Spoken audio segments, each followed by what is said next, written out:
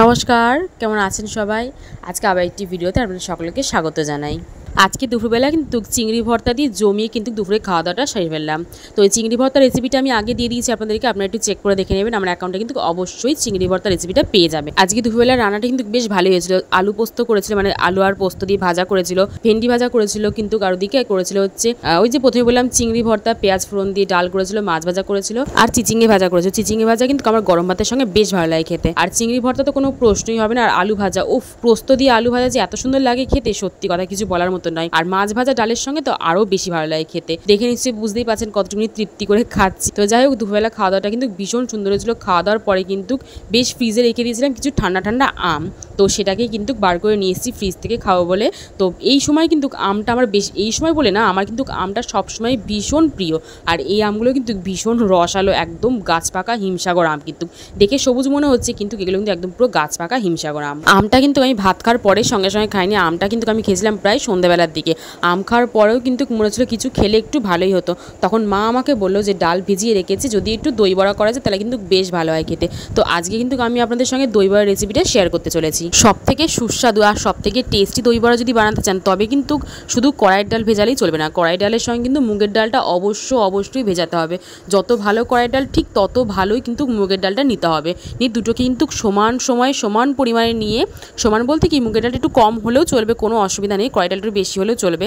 তো দুটো কিন্তু এক পরিমাণে মানে সমান টাইমে কিন্তু ভিজিয়ে রাখতে হবে। ভিজিয়ে রাখার পর জিনিসটাকে তুলে নিয়ে কিন্তু আমি মিক্সিতে এখানে ভালো করে পেস্ট করে নিচ্ছি। মিক্সিতে হোক বা শিলে হোক, যে কোনো একটাতে কিন্তু ভালো করে বেটে নিতে হবে জিনিসটাকে। আমি এখানে 2 কাপ কড়াইয়ের ডাল আর 1 কাপ কিন্তু মুগের ডালটা নিয়েছিলাম। নিয়ে দুটোকে বেশ ভালো করে ভিজিয়ে রেখে কিন্তু সামান্য একটু জল দিয়ে কিন্তু মিক্সিতে ভালো করে বেটে নিয়েছি। বেটে নেওয়ার পর ঠিক এরকম কিন্তু পাতলা ব্যাটারটা তৈরি হবে। জিনিসটাকে কিন্তু ঠিক এরকম পজিশনেই রাখতে হবে। এর থেকে কিন্তু বেশি পাতলা করলে কিন্তু বড়াটা আর তৈরি করতে পারবেন না।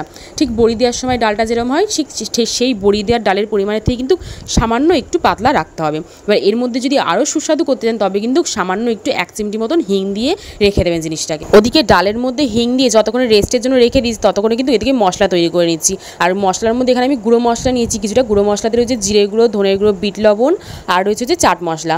আমার কাছে এগুলো গুঁড়ো মশলা ছিল বলে আমি গুঁড়ো মশলাই ব্যবহার করেছি। আপনাদের কাছে কিন্তু অবশ্যই গোটা মশলা থাকলে গোটা মশলাটাই ব্যবহার করবেন। আর গোটা মশলার মধ্যে শুধুমাত্র নিয়ে যাচ্ছে শুকনো লঙ্কা আর কিন্তু গোলমরিচের গুঁড়ো।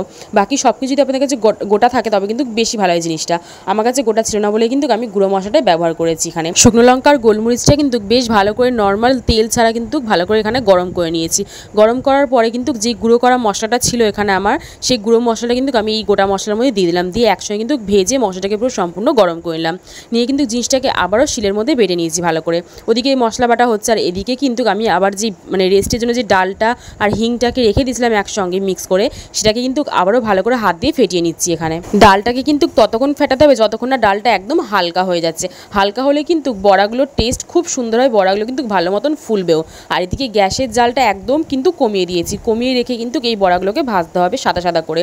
যখন তেলটা সম্পূর্ণ গরম হয়ে যাবে তখন কিন্তু একদম গ্যাসের ফ্লেমটা কমিয়ে দিয়ে আমি দুটো একটা করে কিন্তু এখানে বড়া ভাজতে শুরু করে দিলাম। এখানে আমি 4টে দিয়েছি প্রথমে ট্রাই করে দেখছিলাম, যেহেতু ফার্স্ট টাইম বানাচ্ছি প্রথম একদম, সেই জন্য কিন্তু আমি অল্প করে এখানে দিয়ে দেখছিলাম যে কেমন হয় জিনিসটা। আর সম্পূর্ণ রেসিপিটা কিন্তু আমি নিজের হাতে করেছি। ওই যে আমি রান্না করতে পারি কিনা সেই সম্বন্ধেই কিন্তু কিছু একটু আমি কিন্তু কিছু জিনিস বানাতে পারি।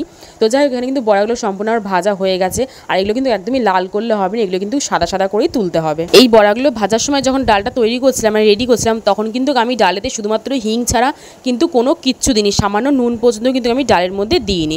নুন ছাড়া শুধু হিং দিয়ে কিন্তু ডালটাকে আমি ভেজেছি, মানে এই বড়াগুলোকে আমি ভেজেছি। আর অবশ্যই কিন্তু হিংটাকে এর মধ্যে দেবেন। আর এদিকে কিন্তু আমার সমস্ত বড়াগুলো সব ভাজাই হয়ে গেছে। প্রত্যেকটা বড়া কিন্তু আমি সাদা করে ভেজেছি, লাল আমি একদমই করিনি। আর অন্যদিকে বড়াগুলো যতক্ষণ ঠান্ডা হচ্ছে ততক্ষণ কিন্তু এই বড়াগুলো ভিজিয়ে রাখার জন্য জলটা তৈরি করবো আমি এখানে। দেখুন, বড়াগুলো কিন্তু না ভেজালে বড়াতে টেস্ট আসবেই না। সেই জন্য যেহেতু বড়াতে আমি একদমই নুন দিইনি, তো তার জন্য কিন্তু জলের মধ্যে বেশি পরিমাণে নুন দিলাম। দিয়ে তারপরে যে ভেজে রাখা মানে তৈরি করেছিলাম যে মশলাটা, সেই মশলাটা কিন্তু আমি 1 চামচ সেই জলের মধ্যে দিয়েছি। আর জলের মধ্যে নুনের পরিমাণটা ঠিক ততটাই দিতে হবে যতটা দিলে কিন্তু জলটা একদমই নোনতা হয়ে যাবে। দেওয়ার পরে মশলা দেওয়ার পরে কিন্তু ভালো করে জলটা মিশিয়ে দিলাম। দেওয়ার পরে কিন্তু বড়াগুলো একে সমস্তটা দিয়ে দিলাম এই জলের মধ্যে।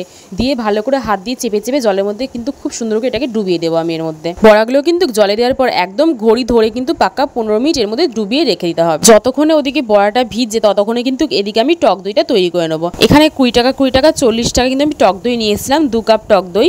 আর আমাদের এখানে না টক দইয়ের পরিমাণটার মধ্যে কিন্তু টকের পরিমাণ প্রচুর থাকে, তার জন্য চিনির পরিমাণটাও কিন্তু বেশি লাগে। আর আমি যে চিনিটা ব্যবহার করছি সেটা কিন্তু খুবই মোটা দানার চিনি, মানে এই মোটা দানার চিনিটা কিন্তু চিনি মানে মিষ্টি পরিমাণটাও কিন্তু বেশ ভালো থাকে। টক দইয়ের মধ্যে চিনি দিচ্ছি রেখে কিন্তু আপনারা তাই বলে মিষ্টি দই ব্যবহার করবেন না, অবশ্যই কিন্তু টক দই ব্যবহার করতে হবে। টক দইটার মধ্যে কিন্তু টেস্টটা বেশি আসে। তো অতএব আপনারা কিন্তু অবশ্যই মিষ্টি দইটাকেও ব্যবহার করে বসবেন না, টক দইটাই কিন্তু এর মধ্যে ব্যবহার করবে। তবে টক দইয়ের মধ্যে চিনির পরিমাণ ঠিক ততটাই দেবে যতটা দিলে কিন্তু টক দইটা একদম পুরো মিষ্টি মিষ্টি ভাব চলে আসবে। আবার হালকা টক টক ভাবটাও কিন্তু এর মধ্যে থাকবে, পুরোপুরি টক হবে না, পুরোপুরি কিন্তু মিষ্টিও হবে না টক দইটা। যেহেতু টক দইটা অনেকটা বেশি গাঢ় ছিল তার জন্য কিন্তু আমি এর মধ্যে সামান্য একটু জল মিশিয়েছি। যেহেতু দই বড়ার মধ্যে একটু পাতলা টক দইটাই কিন্তু বেশি ভালো লাগে, আর দোকানেও কিন্তু একটু টক দইটা পাতলাই থাকে, তবে কিন্তু টক দইটির টেস্ট আসে। তার জন্য কিন্তু আমি এখানে একটু হালকা সামান্য জল দিয়েছি। আর ওদিকে দেখো বড়াগুলো কিন্তু একদম ঘড়ি ধরে পাকা 15 মিনিট ভিজিয়ে রাখার পর একদম আলতো হাতে সামান্য হালকা করে চাপ দিয়ে কিন্তু জলটাকে বার করে বড়াগুলোকে সমস্তটা ছেঁকে তুলে নিলাম এখান থেকে। এর মধ্যে কিন্তু বড়াতে যতটুকুনি মশলা ঢুকেছে সেটাই কিন্তু এর মধ্যে টেস্ট থেকে যায় বড়ার ভেতরে। এবারে হচ্ছে দই বড়া প্লেটে সাজানোর পালা, আর সাজানো হয়ে গেলেই তো খেতে বসা হয়ে যাবে।